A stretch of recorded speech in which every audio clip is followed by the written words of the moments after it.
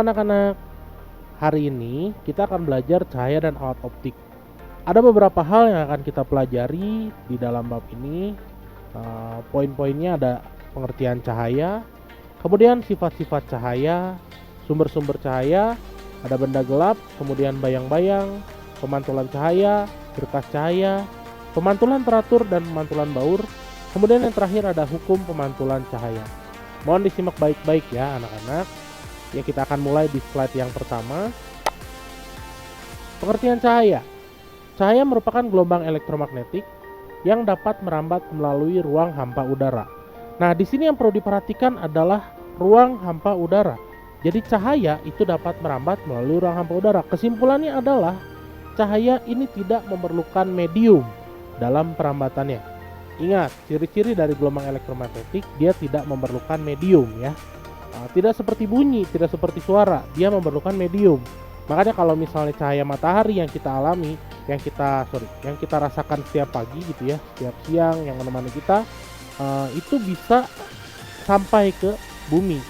Padahal dia lewat dari luar angkasa ya. Di luar angkasa kan dia hampa udara, dia tidak ada udara, tapi dia bisa sampai ke bumi karena cahaya tidak memerlukan medium. Itu poinnya ya, tolong dicatat ya. Kemudian poin kedua dan poin ketiga ya, kita lihat dulu poin kedua. Cahaya sering pula dikatakan sebagai salah satu bentuk radiasi yang dapat dilihat oleh mata. Ini jelas ya, jadi cahaya sebenarnya ada dua. Ada cahaya tampak dan cahaya tak tampak. Jadi cahaya tampak ini cahaya yang akan kita pelajari di bab ini ya. Ya, kemudian yang kedua ada cahaya tak tampak. Itu tidak bisa dilihat oleh mata karena keterbatasan mata kita. Nah, dibatasinya oleh apa Pak? Dibatasinya oleh panjang gelombangnya. Kita lihat poin ketiga ya. Cepat rambat cahaya dalam ruang hampa udara adalah 3 kali 10 pangkat 8 meter per second. Nah, cepat rambat cahaya ini di dunia gitu ya, itu yang paling cepat sementara ini.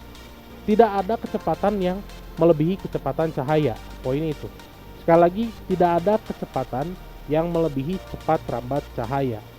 Ya itu ya, jadi sejauh ini yang paling cepat adalah cepat rambat cahaya. Dan kemudian dia memiliki panjang gelombang antara 4000 A itu dibaca Armstrong, 4000 Armstrong sampai 7600 Armstrong. Nah, ini dimana Armstrong itu panjangnya adalah 10 pangkat min 10 meter. Jadi yang Bapak tadi bilang ada dua, cahaya tampak dan cahaya tak tampak. Jadi 4000 sampai 7600 ini adalah cahaya tampak atau cahaya yang bisa kita lihat. Apa Pak 4000 sampai 7600? Kita lihat slide selanjutnya akan lebih jelas. Nah ini, jadi 4000 sampai 7600 itu dia ada di bagian cahaya tampak sini. Nah, di cahaya tampak sini yang Bapak lingkari warna merah itu panjangnya adalah 4000 sampai 7600. Nah, kita lihat di sini 400 nanometer dia pakai satuannya ya. Nanometer itu 10 pangkat min 9. Jadi tadi kalau itu kan Armstrong itu 4000 Armstrong ya, 10 pangkat min 10, makanya sebenarnya sama ini ya. 400 nanometer itu ya 4000 Armstrong. Jadi cahaya tampak yang akan kita pelajari adalah 4000 sampai 7600. Nah, itu yang bisa kita lihat oleh mata kita. Nah, kemudian di luar itu bisa nggak Pak dilihat? Dia tidak bisa dilihat oleh mata. Di sini kita lihat ya. Di sini yang bagian yang Bapak kasih warna, kasih warna hijau. Nah, ini adalah gelombang cahaya tampak yang bisa kita lihat, hanya sedikit sekali ya. Nah, di sini ada kebagian yang sebelah kanan, di sini ada kebagian yang sebelah kanan, kemudian di sini ada kebagian yang sebelah kiri. Nah, di luar yang 4000 sampai 7600 Armstrong ini, dia tidak bisa dilihat oleh mata.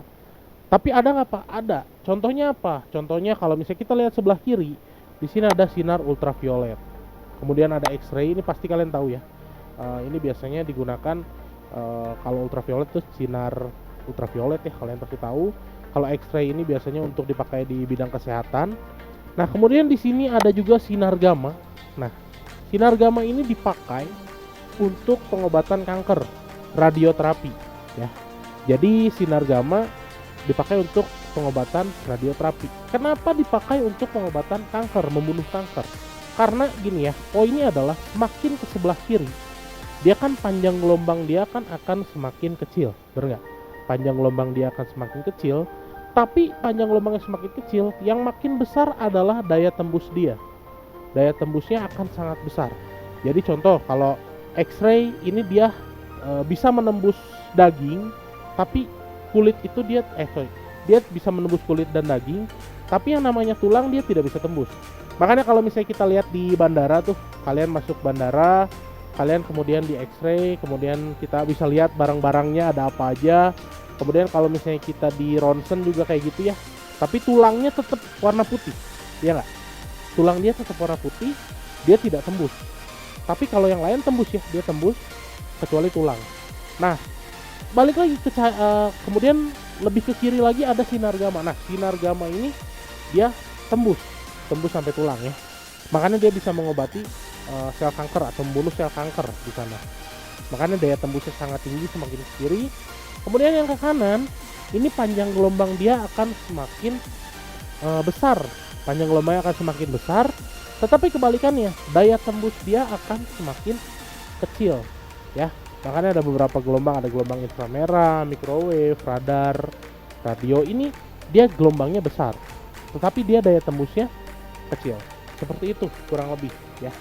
Jadi udah lumayan paham lah ya sampai sini maksudnya gelombang cahaya tampak, cahaya tak tampak. Yang kita bisa lihat itu hanya cahaya tampak ya. Yang lain itu kita nggak bisa lihat. Di luar cahaya tampak kita tidak bisa lihat. Kalau misalnya ada yang mau nanya, bolehlah di komentar nanti ya. Kalian tanyakan, nanti akan Bapak jawab. Oke, kita next ya. Kemudian yang selanjutnya adalah sifat-sifat dari cahaya. Yang pertama merupakan gelombang elektromagnetik. Ini sudah jelas karena dia tidak memerlukan medium dalam merambat. Nah, ini yang kedua juga tadi udah Bapak jelaskan. Dia dapat melalui ruang hampa udara, berarti dia tidak memerlukan medium. Yang ketiga ini berbentuk gelombang transversal. Nah, cahaya ini bentuk gelombang transversal ya. Kita udah belajar sebelumnya ada dua gelombang transversal dan longitudinal. Jadi cahaya itu masuknya di gelombang transversal. Yang keempat adalah cepat rambatnya di udara. Ini tadi udah Bapak bacakan juga, 3 kali 10⁻8 meter per second. Paling cepat sejauh ini di dunia, nggak ada benda atau suatu apapun yang melebihi kecepatan cahaya. Kemudian yang kelima, cahaya merambat lurus ya. Jadi kalau misalnya itu cahaya itu merambat lurus. Kemudian yang kedua terakhir adalah dapat dipantulkan. Yang terakhir cahaya dapat dibiaskan. Oke, kita next. Oke, ini kita akan belajar sumber-sumber cahaya. Kita akan bahas sumber-sumber cahaya. Benda-benda yang dapat memancarkan cahaya sendiri disebut sumber cahaya. Nah, sumber cahaya sendiri ada dua macam. Yaitu yang pertama ada sumber cahaya alam. Contohnya ya kita bisa lihat ya kalau misalnya malam hari ada bintang, kalau siang hari ada matahari. Karena dia benda-benda yang memancarkan cahayanya sendiri. Kalau bulan itu dia memantulkan sinar ya, dia memantulkan sinar, kemudian ya kelihatannya kan seperti menyala, sebenarnya dia hanya memantulkan sinar. Kemudian yang kedua adalah sumber cahaya buatan. Ini misalnya lampu pijar, itu tipe ya, biasalah. Nah, itu tipe, ini harusnya lampu pijar, kemudian lilin dan lain-lain. Banyak lah ya, kalian tahu sumber cahaya buatan. Oke, kita next. Yang selanjutnya adalah benda gelap. Poin yang pertama, benda-benda yang tidak memancarkan cahaya sendiri disebut benda yang gelap. Nah, benda gelap dibedakan menjadi 3 macam. Yang pertama adalah benda tak tembus cahaya, yaitu benda-benda yang sama sekali tidak dapat meneruskan berkas cahaya. Contohnya dinding, papan, lempeng logam. Jadi dia kalau misalnya cahaya kena ke dinding, ke papan, itu dia tidak tembus ya. Tembus cahaya tampak ya, dia tidak tembus. Di sini kita bahas cahaya tampak ya. Kemudian yang kedua, benda tembus cahaya, yaitu benda-benda yang dapat meneruskan sebagian dari berkas cahaya. Nah, contohnya adalah selembar kertas tipis atau selai kain yang tipis. Dia bisa tembus cuma hanya sebagian. Kemudian yang terakhir, benda bening. Ini benda yang dapat meneruskan sebagian besar, jadi hampir semuanya dia diteruskan. Contohnya ada udara, air yang jernih, kemudian kaca bening dan lain-lain. Jadi dia bisa meneruskan sebagian besar.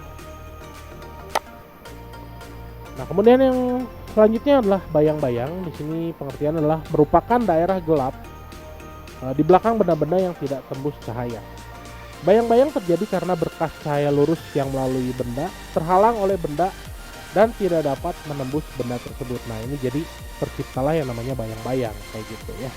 Jadi dia berkas cahaya lurus, kemudian ada benda, nah itu tidak dapat menembus benda tersebut, makanya dia ada bayang-bayang namanya.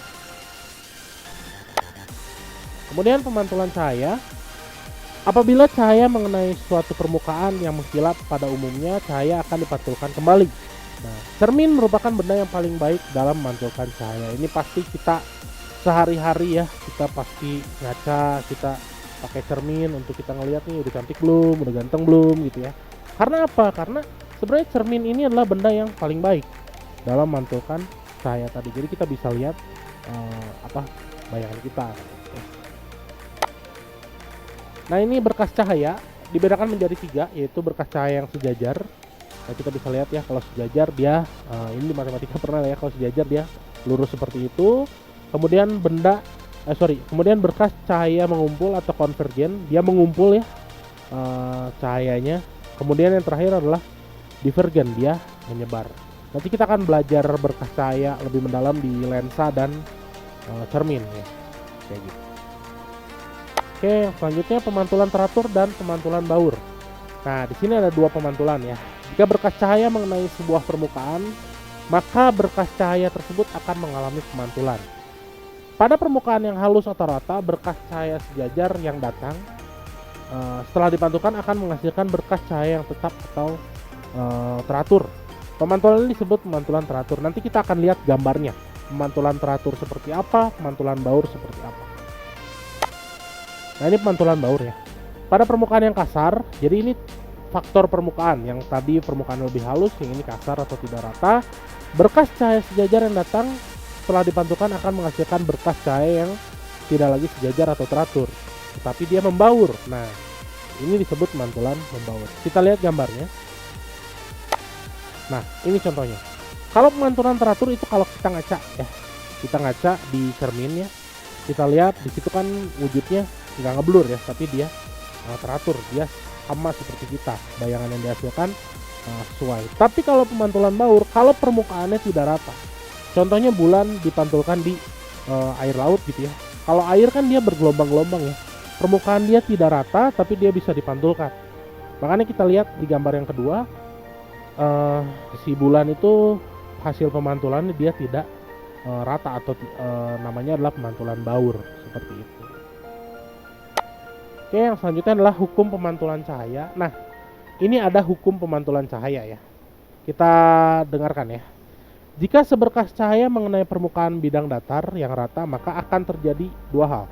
Yang pertama, sinar datang, garis normal, dan sinar pantul terletak pada satu bidang datar. Nah, ini harus satu bidang datar. Kemudian yang kedua adalah sudut sinar datang sama dengan sudut sinar pantul. Di sini ada Bapak kasih lingkaran ya. Sini ada I, kemudian di sini ada R.